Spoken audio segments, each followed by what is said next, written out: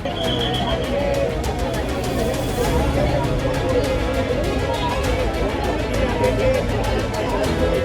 हेमंत सोरेन होने के बाद यहाँ से राजभवन से निकल चुके हैं। उनके साथ जितने भी तमाम विधायक हैं उनके साथ निकल रहे हैं कि आज हेमंत सोरेन से मुख्यमंत्री को शपथ देने के बाद सीधे राजभवन से यहाँ निकल रहे, जो खबर निकल के सामने आ रही कि यहाँ पे और सीधे सिंधु बनोवार के लिए निकलेंगे। आपको बता दें कि उनके साथ हेमंत सोरेन, कल्पना सोरेन, तमाम जितने भी विधायक हैं वो सीधे राजभवन से निकल चुके, उनका काफिला साथ है और सीधे यहाँ राजभवन से निकल चुके। संसदीय परंपरा होती है, सदन नेता माननीय हेमंत सोरेन जी को चुना, जो एक अनुभवी रहे, 2 टर्म पहले यहाँ के राज्य को संभाल चुके हैं। और ये जिस प्रकार शपथ मैं समझता हूँ जो उन्होंने शपथ किया हेमंत सोरेन जी, भारतीय जनता पार्टी को उनके संवैधानिक संस्थान जो उनके एजेंट के रूप में काम कर रहे हैं उनका उन पे एक करारा तमाचा है कि आप षड्यंत्र करके आप किसी को या आप षड्यंत्र करके जेल में डाल सकते हो, लेकिन जो सत्य है वो परेशान हो सकता है, पराजित नहीं हो सकता है। मैं समझता हूँ आज एक मनोवैज्ञानिक के साथ साथ उनके मुंह पे एक करारा तमाचा है। यहाँ लगा जो कांग्रेस को कि नहीं हेमंत सोरेन ही बेहतर थे, उनको फिर से सत्ता में आना चाहिए, चंपई ये आप कैसे इसको प्रस्ताव रखा था आपके प्रभारी ने कि फिर से वापस आना चाहिए? खंड क्यों करें? मैं समझता हूँ जब गठबंधन की सरकार के प्रस्ताव तो कोई एक व्यक्ति ही रखेंगे ना, ये तो एक प्रक्रिया है और ये एक सामूहिक निर्णय है और आपने देखा होगा सर्वसम्मति से निर्णय लिया गया है और हमारे चंपई दा ने स्वेच्छा से यहाँ पर त्यागपत्र दिया है। तो मैं समझता हूँ कि सारी जो चीजें हैं एक परिवार की तरह परिवार में एका है समन्वित तरीके से आगामी विधानसभा चुनाव में भारतीय जनता पार्टी के कुत्सित षड्यंत्र वो नाकाम होगी और जिस प्रकार अपने एजेंसियों का जो दुरुपयोग कर रहे हैं मैं समझता हूँ उनके लिए एक करारा तमाचा है।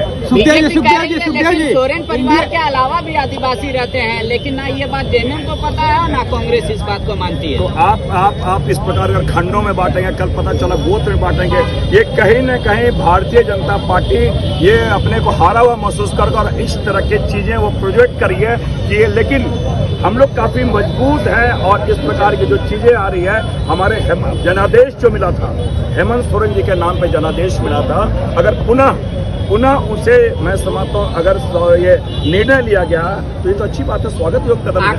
अंतिम सवाल ये तो सारी चीजें भाई ये तो मुख्यमंत्री के विवेक पे है सारी चीजें और ये देख के मैं समझता हूँ प्रभारी जी आज गए हैं, सारे विचार विमर्श करने के बाद राज्य हित में, पार्टी हित में, संगठन हित में ये सारे निर्णय आएंगे। चेंजेज हो सकता है, चेंजेज हो सकता है। प्रश्न यही था कि आज मंत्रिमंडल का विस्तार नहीं हुआ, मंत्रियों ने वोट नहीं दिया, क्या गठबंधन में सब कुछ ठीक ठाक है? आपने ऐसा आपको ऐसा कहाँ से प्रतीत हो रहा है गठबंधन में कहीं तरह आज मंत्रिमंडल में कोई मंत्रियों ने शपथ नहीं चीजें मैं समझता हूँ। एक बात बताऊँ, एक ट्विटर में बड़ी चीजें उक्ति चली थी, पवन खेरा जी ने कहा था कि जब इतने खर्च करके इतने अच्छे संसद भवन बनाए तो ढंग का तो स्पीकर बैठा है, वहां पर क्वालिटी का स्पीकर होना चाहिए। तो हम लोग भी उन चीजों को देखते हैं कि सारी चीजों को सूक्ष्म तरीके से सामाजिक समीकरण है, प्रतिनिधित्व है और आगामी चुनाव के मद्देनजर और सांगठनिक दृष्टिकोण से परफॉर्मेंस देखते हुए मंत्रिमंडल का विस्तार होगा।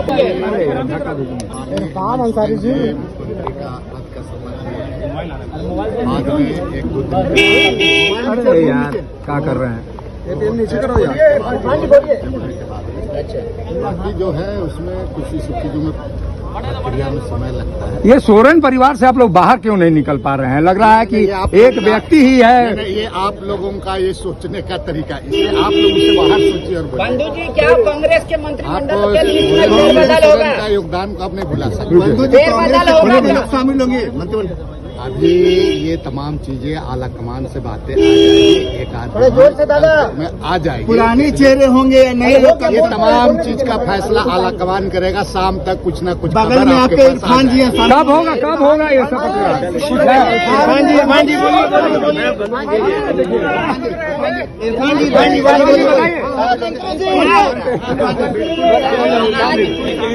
आराम से भाई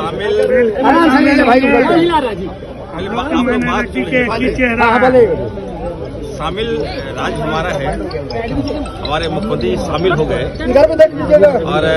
बहुत गर्व की बात है। आज हेमंत सोरेन जी ने शपथ लिया है, तो राज्यवासियों के लिए गर्व की बात है। हम लोग आए थे, आप लोग भी आए और चलिए मिठाई। ये कांग्रेस की किचकिच है क्या? कांग्रेस के कारण नहीं हो पाया, ये पूरा मंत्रिमंडल नहीं बन पाया? क्या बात करते हैं, हम लोग अभी राम जी को लाए हैं। बहुत काम किया। अब हेमंत सोरेन जी आए हैं, गठबंधन का ऐसा निर्णय था कि एक सेंट्रल पॉइंट रहे संगठन के लिए भी और कामकाज के लिए भी, इसीलिए हेमंत सोरेन जी को वापस चुना गया है। अब वो परिवारवाद का जो आरोप लग रहा है, इस पर क्या परिवारवाद है? कौन आरोप लगा रहा है? बीजेपी जो 5 आरक्षित सीट में हार गई।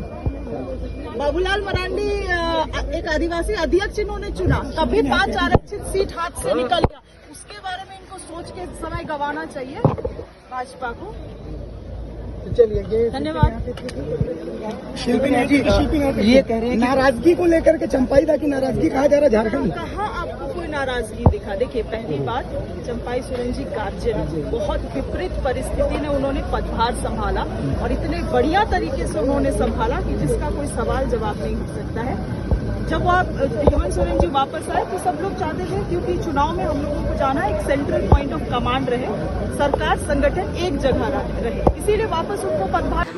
ढेर सारी अपने पूरे कार्यकर्ताओं की तरफ से, महिलाओं की तरफ से, इस झारखंड की तरफ से, और जिस तरह से उन्होंने 2019 में चुनाव जीत कर काम शुरू किया और लगातार जनता की उम्मीदों पर खरा उतर रहे थे, उसी तरह से वो आगे भी करते रहे और जो अधूरे काम उनके बचे थे, जो उन्होंने वादा किया था, उसे बहुत जल्द पूरा करें। मंत्रिमंडल विस्तार की खबरें आ रही हैं, नए चेहरे देखने को मिलेंगे मंत्रिमंडल में। ये तो सर्वसम्मति से ही निर्णय लिया जाएगा। हर पार्टी के लोग मिलकर बैठेंगे, जो भी गठबंधन सरकार में हैं वो आपस में बताएंगे कि उनके पार्टी से किनको बनाया जाए।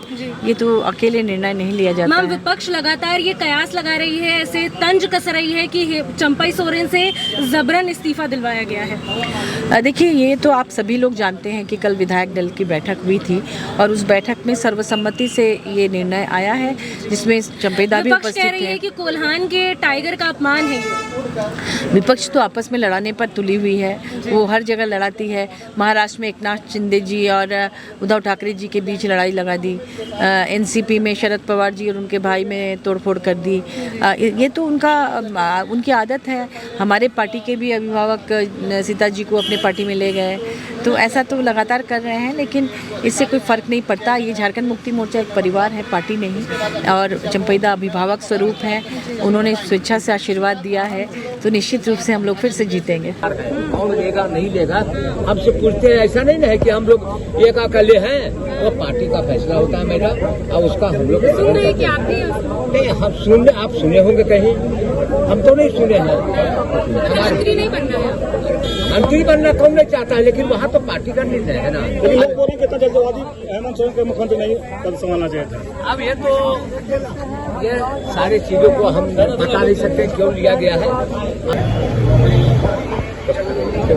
मंत्रिमंडल का विस्तार कब तक, कुछ अभी जानकारी है? जनता का भावना का ख्याल रखते हुए आदरणीय हेमंत सोरेन जी को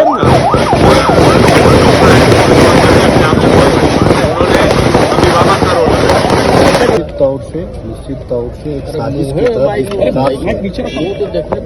जेल भेजा गया और जेल से छूटने के बाद में फिर जनता ने सहर्ष स्वीकार कर लिया। पूरा आने वाले जो 2024 का तैयारी की। बीजेपी कह रही है कि कोल्हान के टाइगर का अपमान हुआ है, इसका खमियाजा आने वाले चुनाव में कोल्हान में देखने को मिलेगा। नहीं, वैसी कोई बात नहीं है। देखिए, जिस टाइम में हेमंत जी एक बार फिर राज्य विकास की ओर चले गए, गद्दी छोड़ रहे थे, एक अभिभावक को उन्होंने छोड़ के गए, एक अभिभावक उस कुर्सी पे बैठे हुए। मंत्रिमंडल विस्तार कब है? मंत्रिमंडल विस्तार है, देखिए 9 तारीख को होना है, 9 तारीख को होना है, जब होना है। अब शपथ हो गया, अब कैबिनेट जब होना है। असेंबली इलेक्शन बहुत नजदीक है, चेहरा कौन होगा? हेमंत होंगे क्या?